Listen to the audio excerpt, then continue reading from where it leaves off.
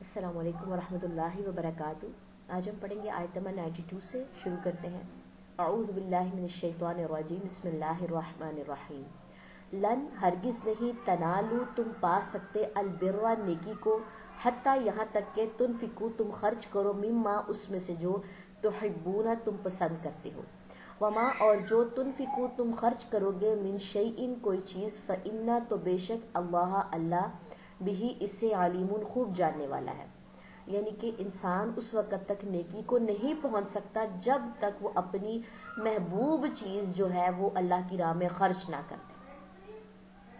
کلو ہر الطعامی کھانا، کانا تھا، حلن حلال، لبنی اسرائیل بنی اسرائیل کے لیے، الا مگر ما جو، حرما حرام کیا، اسرائیل نے، علی نفسی اپنے نفس پر، من قبلی اس سے پہلے، ان کے، تنزلہ نازل کی جاتی، التورات تورات، قل کہہ دیجئے، فأتو پس لے آؤ، بالتوراتی تورات کو، فتلوہا پس پھر پڑھو اسے، ان اگر کنتم ہو تم صادقین سچے۔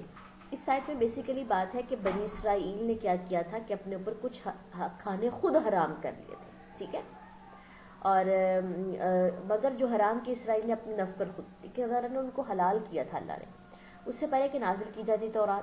کہہ دیجئے پس لے آؤ تورات کو، پھر پڑھو سے، اگر ہو تم سچے، یعنی کہ اگر تم کچھ چیزیں اپنے اوپر حرام خود کر رہے ہو اور پھر نام یہ لگا رہے ہو کہ جی ہماری کتابوں میں ہے، تو ٹھیک ہے، تورات کو لے کر آؤ، پڑھو اسے، اگر تم اس بات میں سچے ہو، ٹھیک ہے۔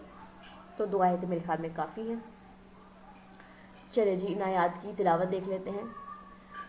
لن تنالوا البر حتى تنفقوا مما تحبون وما تنفقوا من شيء فإن الله به عليم۔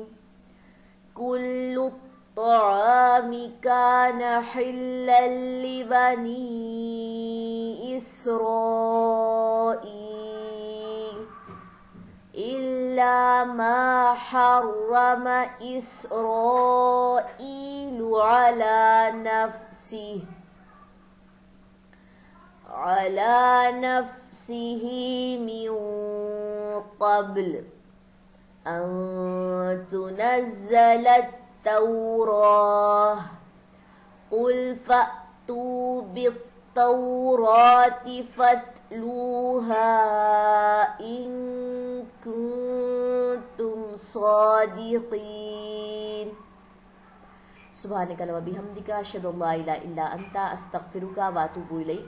السلام علیکم ورحمۃ اللہ وبرکاتہ۔